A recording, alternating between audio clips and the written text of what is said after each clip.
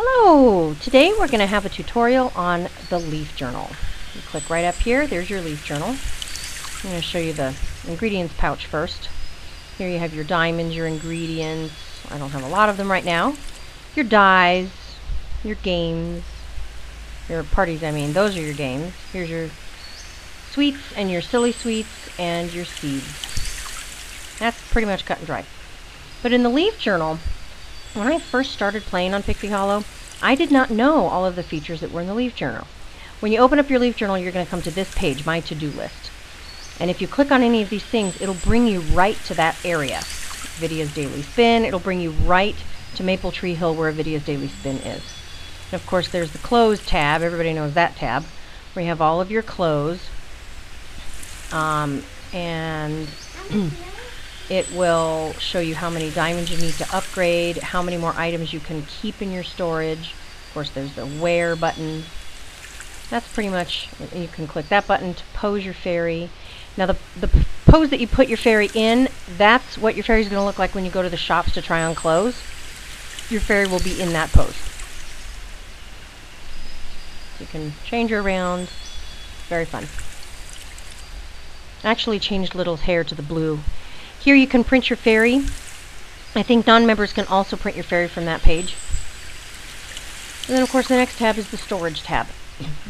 If you access the storage tab from your leaf journal, it will show you everything that you have in storage. If you access your storage bin while you're in your house, that by the way tells you how many more items you can store in your storage, and that includes everything, furniture, lamps, and decorations. You can sort them by color, alphabetical, newest to oldest, etc. I like to sort things by color. When you access this storage through your house, when you're actually in your house to decorate, if you click on an item, it'll tell you, like here I'm clicking on it, it just tells me what it is. But if you're in your house and you click on it, it'll actually tell you where it is. Some of these items I have in my garden, some of them I have in my house, and it'll tell you where the item is. Right here is your profile. Here you can put all of your favorite things, your icon. You can set your background. The non-members don't have as many choices with backgrounds. And unfortunately, non-members can't print themselves a card. Like right up there where the print icon is. Only members can print themselves out a little card. It's kind of a bummer. But if you know how to take a screenshot, you just take a screenshot of the area and print that out. Doesn't come out as clearly, but it's an option. All these backgrounds here, we like the mermaid background. That's our current background. And that's the profile. There's the print icon. And then down here is your talent levels. This is the same. If you click up at the top when you're in the game, you can't see it on my screenshot here, but there's where the little hand is. You just click on what level you are and it brings you to the same page. So you can access it through the leaf journal or up top where you're playing with your fairy. Just tells you all the levels that you've surpassed and what you get at those levels. The next level I'm going to be at is level 20, and when I get to that level, I'm going to unlock the charm talent skill. So I'm not quite there yet. If I was an animal talent, I would have been able to unlock this at level 3. But Little is a light talent. So there's 28 levels, and when you reach the 28th level, those are all the prizes that you get. You get some dye, you get to, basically you've unlocked everything in the game. The tailoring things, the baking things, all that. And you come up here to your badges. I'm not really concerned about badges. It doesn't excite me. It excites some players, and it's there for you. There's 47 pages. You click on the first one, you click go, page 1 of 47. Everybody has this badge. You can click the arrow to see the other badges. There's the starter badges, there's page 2 of 47. It tells you all the badges that you've received, and so on.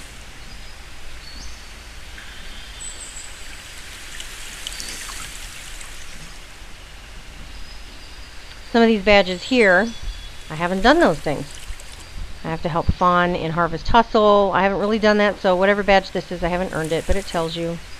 You can go back a page, or you can go back up here to the table of contents.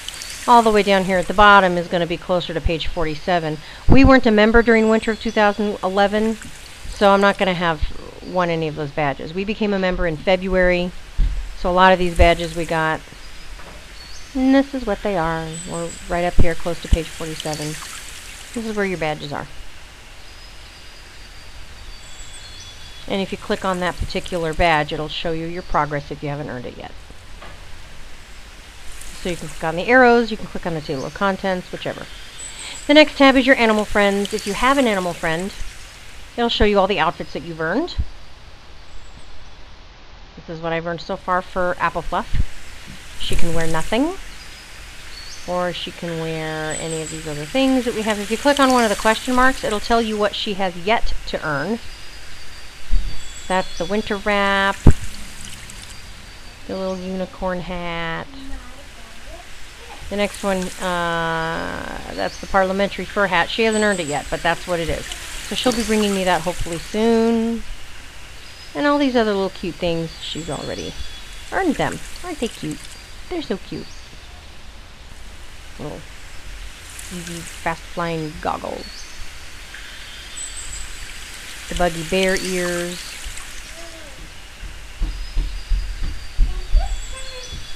The buggy bunny ears. I can't wait to see what those look like.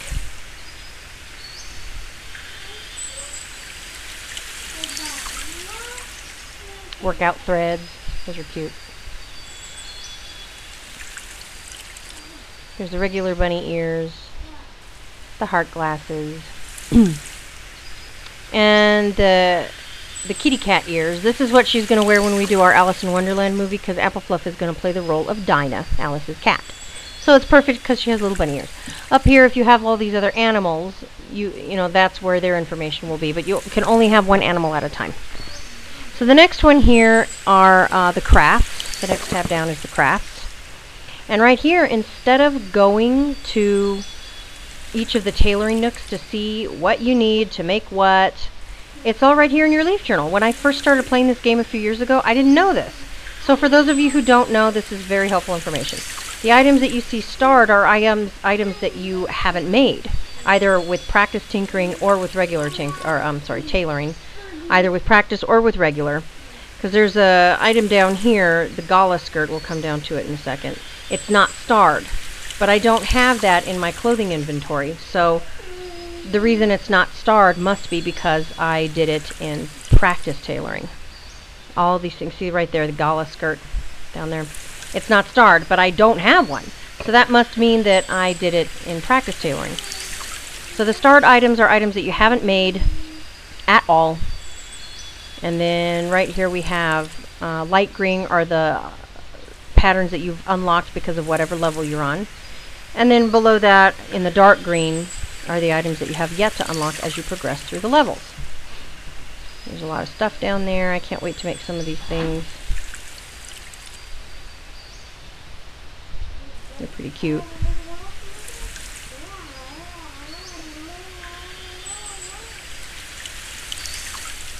So the tailoring patterns.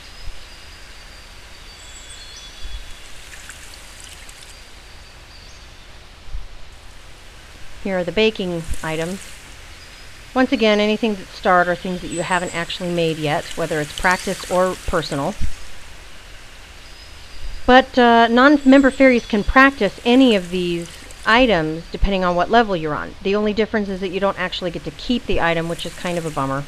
But at least you get to play the game. So if you're on advanced levels and you're not a member, the games that you get to play are more complicated, they're more challenging, so at least that part of it is fun. Now remember, with some of these Silly Sweets, especially with the colored ones, you need to have specific dyes. Some of them, like with the pink one, you need Cupcake Pink, and Cupcake Pink is not always sold in the dye shops. So when your animal friend brings you a dye, use them wisely, because you may want to use them for some of these Silly Sweets, and you won't be able to get those dyes if you don't have, if they don't sell them, you can't make the sweet. Same thing here with the tinkering. Anything with a star on it is stuff that you haven't made. I haven't made quite a few things. Most of the things in my house I've bought from the shops. But I look at this and I think all these things that I would really love to make because they're so cute. You get to pick your own colors.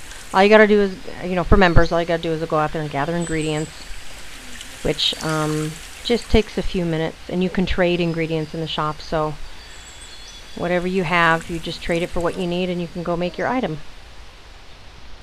And this saves you the trouble of having to go to the tinkering nook or the tailoring nook to find out what you need for that item, and then go back out into the meadow and gather the ingredients. All you got to do is open up your leaf journal, and it's all right there. Which, like I said, when I first started playing this game years ago, I didn't know this, and this would have been really helpful to know.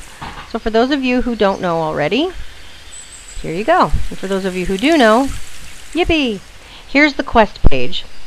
It'll show you all of the quest givers, and whether or not you're in the middle of a quest with any of them. I'm not doing any quests with any of these guys. So it'll show you are not currently in a quest, blah, blah, blah. But look here, I'm actually in the middle of a quest with Iridessa. I'm on step 11 out of 13. That little mushroom lamp is going to be my reward. I can drop the quest if I want, but then I'd have to start all over, and everything that I've done would be for nothing. So I'm not going to do that. If you want to see what the other quests are and what the rewards are, like I said, instead of having to go all the way to that quest giver and look at each one, it's a pain in the neck. So, hi, somebody wants to be my friend. I always say yes. I love friends. This way you can go into your leaf journal and see which quests you have yet to unlock, which ones you haven't done yet, what the rewards will be. So you can just pick and choose right in your leaf journal. Story quests, trade quests, and talent skill quests. If you're not that talent, that quest giver is not going to have any talent skill quests for you. So Little is a light talent fairy. Tinkerbell is not going to have any talent skill quests for me because I'm not a Tinker talent.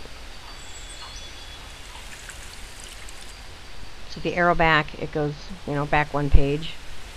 There's Silver Mist. You can double click on Silver Mist to see what the quests are that she has to give you. And again, click on them, see what the rewards are, that sort of thing. So you can use your arrow keys. You can use the top button that says return to quest givers. Story quest, trade quest, blah, blah, whatever. And then down here you'll notice whatever you have highlighted, visit Tinkerbell, visit Silver Mist, or whatever. It'll take you right to them, again, without having to fly to that meadow or fly, or click on the map and then fly to it eliminates a lot of steps, because a lot of times this website takes a long time to load and it can be time consuming. Here is your settings, music, sound, and names. And you have your mode, normal, basic, and minimal. I'll show you those in a second. Whispers. When I'm playing games, I have all whispers off because it's kind of obnoxious to hear the whispers when you're trying to concentrate on a game. Alerts. That's when, if one of your friends flies into Pixie Hollow, if one of them leaves Pixie Hollow, if you're in the middle of a quest and you got something, it'll tell you, oh, you've got what you need, go and visit so-and-so. Most of the time I have those alerts off because it's just, for me, I prefer it not to look at that stuff every 2 seconds while I'm playing the game. This is this is normal mode. You're flying around, the background is kind of moving along with you. This next one is going to be basic mode. And that is basically just you flying around and the background is not moving along with you. This might be good if you're trying to make a movie. If you're doing a screenshot and you want to make a movie with multiple fairies inside of it and you don't want the background to move. The next one is minimal mode, and this one, I'm not sure why anybody would choose this, because it's the same as basic as far as the background not moving along with you, but all of the other fairies, everything they do is choppy. Like, look, anytime anybody does something, I was like, boop, burp, beep, burp, burp. I'm not sure why anybody would want to put it in minimal mode. Maybe if they're having technical difficulties on their own computer, I don't know. So that's that. So, thank you for watching my little tutorial. Your Pixie page will do in another very short tutorial. And so, happy flying. I hope you learned something out of this. I hope it helped you. And if it didn't, that's fine. Fly with you later. Bye.